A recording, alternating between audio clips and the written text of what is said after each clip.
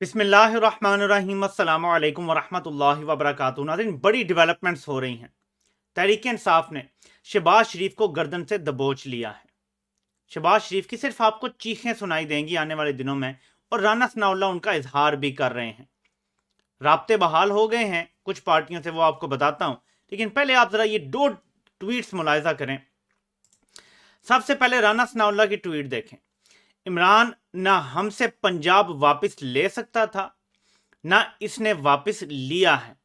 परवेज इलाही अदलिया के फैसले के ऑपरेशन के नतीजे में बरसरे इक़्तिदार आए, 186 अरकान की काबीना बनाई, तो फिर इनके खिलाफ कार्रवाई करने में 1 महीना लगेगा, वरना दूसरे या तीसरे दिन हम तरीके अदम एतमाद पर गौर करेंगे। ये राना सनाउल्लाह कहने की कोशिश कर रहे हैं कि अगर तो परवेज इलाही ने सब कोई वजीर बना दिया तो फिर तो खरीदना मुश्किल हो जाएगा, वरना हम खरीद लेंगे बंदे फिर, और तरीके अदम एतमाद आ जाएगी। अदम एतमाद से मुराद है कि गवर्नर कह देंगे वजीर आला को कि आप एतमाद का वोट लें, और अगर उनके पास 186 नहीं होंगे तो जाहिर है कि वो एतमाद खो बैठेंगे और दोबारा से एक सर्कस चल पड़ेगा। मैं आपको एक और दिखाता हूं ट्वीट। अली जैदी ने ट्वीट किया है और आपको ये डॉट्स कनेक्ट होते नजर आएंगे। आसिफ जरदारी, मुझे मालूम है तुम पंजाब के 9 MPs से राब्ते में हो। मुझे यह भी मालूम है कि किसके जरिए तुम जमीरों के सौदे करने की कोशिश कर रहे हो। वज़ीर आला के इलेक्शन में शिकस्त तुम्हारा मुकद्दर बनी, इंशाल्लाह स्पीकर इलेक्शन में भी दोबारा इसी तरह शिकस्त खाओ, क्योंकि अब स्पीकर का इलेक्शन है। पहले उसके लिए जोड़ तोड़ की बात हो रही है, और फिर दूसरी तरफ राना सनाउल्लाह जो बात कर रहे हैं अदम एतमाद की। बंदे खरीदने के लिए आपको पता है कि हमेशा से जब पैसा मौजूद हो, अनलिमिटेड पैसा आ रहा हो बाहर से, अमेरिका से फंडिंग हो, अमेरिका के पास तो अब बहुत स्पेयर पैसा है। अफगानिस्तान में वो अरब डॉलर लगा रहे थे, वहां से अब वो निकल आए हैं। वो पैसा उन्होंने इस खित्ते को कंट्रोल करने के लिए लगाना है, तो पैसा बहुत है, पैसे की कोई कमी नहीं है। और आपको पता है कि आखिरी दिन भी जब परवेज इलाही का इलेक्शन हो रहा था तो खबरें आ रही थी कि पता नहीं कौन बिकने लगा था, फिर पकड़ा गया, फिर ये हुआ। तो जाहिर है कि ये ऑफर ही इतनी बड़ी करते हैं। बात अगर 50 करोड़ से अरब और अरब से मल्टी बिलियन पे चली जाएगी तो आखिर तो रालें टपक पड़ती हैं ना लोगों की। सियासत में बहुत सारे लोग आते हैं सिर्फ माल के लिए, ताकत के लिए।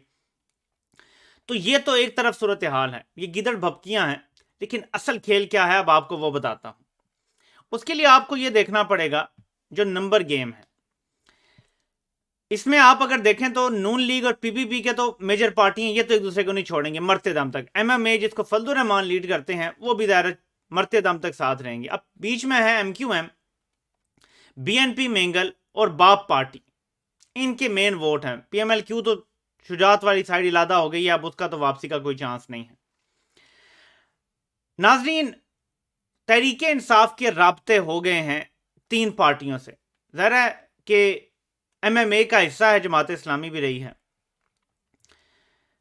तहरीके इंसाफ के राब्ते हुए हैं 3 जमातों से, जमात इस्लामी से, बाप पार्टी से और बीएनपी मेंगल ग्रुप से। अगर जमात इस्लामी को फिलहाल आप साइड पे भी रख दें तो बीएनपी मेंगल और बाप पार्टी के बनते हैं 8 वोट। शहबाज शरीफ की हुकूमत खड़ी है 2 या 3 वोटों पे मैक्सिमम। तो जब 8 वोटों वाली पार्टियों से आप राब्ता कर लेते हैं तो अगर 177 भी आप शहबाज को दे दें, जो यहां पे नंबर लिखा हुआ है, तो 8 वोट माइनस हो जाएं तो ये रह जाते हैं 169, यानी वो एतमाद का वोट लेने की पोजीशन में नहीं रहते। राब्ते हो गए हैं और ये बताया जा रहा है जराए से कि मुलाकात हो सकती है आने वाले 2 हफ्तों के दरमियान, इनमें से किसी पार्टी से या इनमें से सब पार्टीज के साथ। एक कमेटी बनाई थी इमरान खान ने, जिसको परवेज खटक लीड कर रहे हैं। इसमें फवाद चौधरी भी हैं और भी मेन लीडर जो हैं, मेन स्ट्रीम जो तहरीक इंसाफ के, वो शामिल हैं, समझदार लोग शामिल हैं। अब शहबाज शरीफ के गिर्द घेरा तंग हो रहा है, पंजाब हाथ से निकल गया है। अब नून लीग क्या चाहती है, आइडियल सिनारियो उनके लिए क्या है कि अदम एतमाद आए उनके खिलाफ, और फिर वो ये कह सकेंगे देखें जी हमें इस्टेब्लिशमेंट ने ख्वार किया, पहले जिन्हें तादियों को इशारा किया हमारी तरफ आने के लिए, अब उन्हें इशारा कर दिया दूसरी तरफ जाने के लिए। और ये नून लीग कोशिश कर रही है। इस वक्त कोई भी अक्लमंद शख्स जिसको राय बराबर भी थोड़ी सी समझ है सियासत की, या जिसको मैशत की थोड़ी बहुत समझ है, वो कम अज कम इस वक्त हुकूमत में नहीं रहेगा। इस सूरत हाल में जब इतना डिस्टेबलाइज्ड मुल्क का माहौल बना हुआ है, इतना टर्मोइल क्रिएट हुआ है, पॉलिटिक्स देख लें किस तरफ जा रही है, डॉलर 240 पे पहुंच गया है। कोई भी ना करे हुकूमत, लेकिन नून लीग को सियासी शहादत दरकार है, इसके बगैर उनका बयानिया कोई नहीं है। अभी उन्होंने अदलिया को टारगेट किया है, आज फवाद चौधरी ने भी बात की बड़ी इंपॉर्टेंट, कि इस्टेब्लिशमेंट का भी ये इलाज है। आप ये जो टारगेट कर रहे हैं और शुरू हो गए हैं कि किस किस्म के सांपों को उन्होंने जो है ना, जहरीले सांपों को उन पर भरोसा किया उन्होंने, और मैं भी यही कहता हूं। और ये बात हम 3-4 साल से बता रहे थे, मैं तो चीख चीख के जैसे बोलता हूं ऐसे बोल रहा था कि इन लोगों पे भरोसा ना करना, दोबारा इन पे इन्वेस्ट ना करना। हालात जैसे भी हैं, मुल्क की मैशत को सीधे रास्ते पर डाल दिया गया है, चलने दो उसको। लेकिन उस टाइम नहीं सुनी हमारी किसी ने। अब मैं रात को भी सवाल पूछ चुका हूं, अभी भी पूछ रहा हूं कि ये किसी के बाप का मुल्क नहीं है कि 5-6 बंदे बैठ के तजर्बा करने का सोचें और फिर इतने नाअहलों का टोला ला के मुल्क पे बिठा दिया जाए जो मैशत को तबाह कर दे। मैं अगली वीडियो में आपको माशी अदादो शुमार सारे बताऊंगा।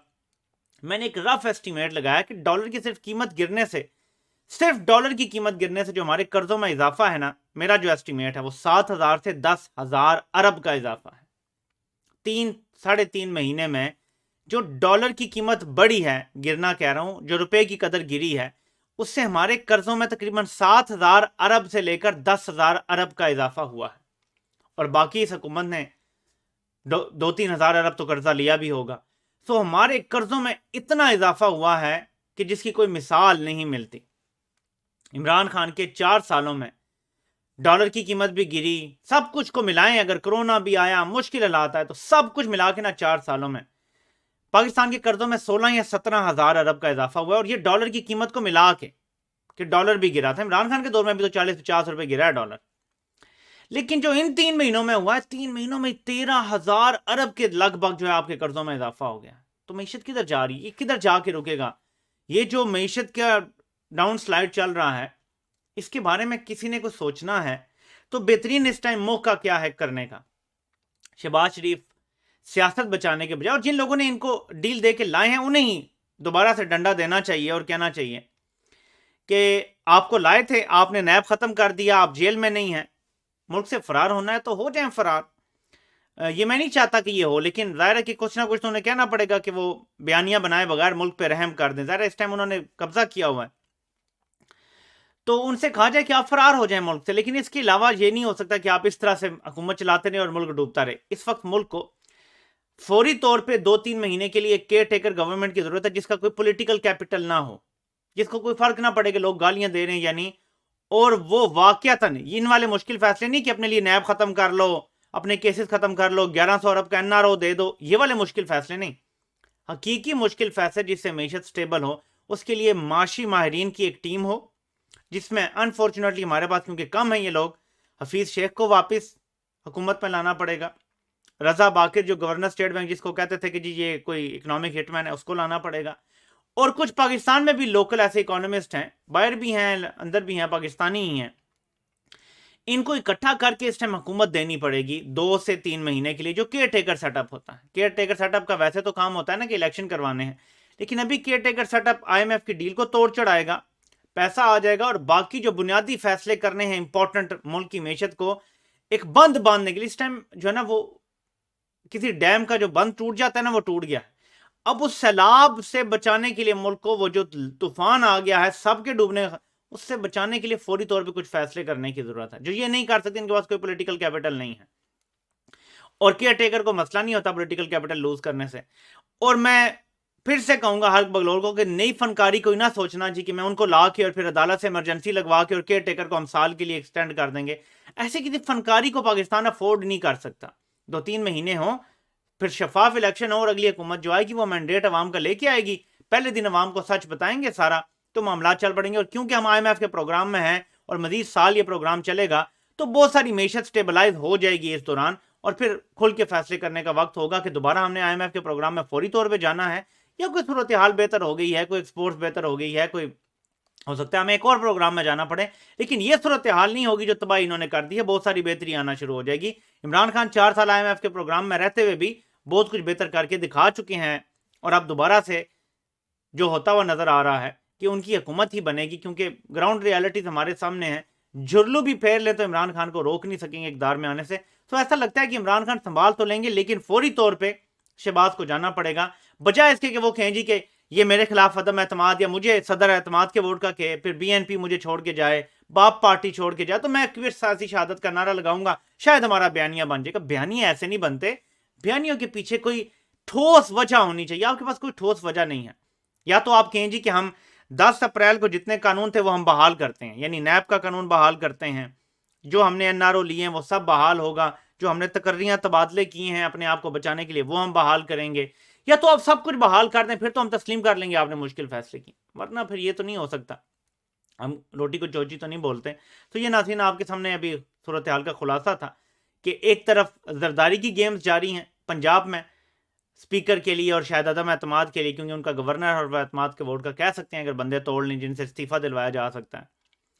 और इधर वफाक में तहरीक इंसाफ ने अब आगे बढ़ना शुरू कर दिया है और शहबाज शरीफ के तादियों से रबते हैं, और द फैक्ट के तादियों ने आगे से पॉजिटिव बात की है कि हाँ जी बात करने के लिए तैयार हैं। इसका मतलब है कि शहबाज शरीफ के लिए द गेम इज़ ओवर। आपसे इंशाल्लाह फिर मुलाकात होती है।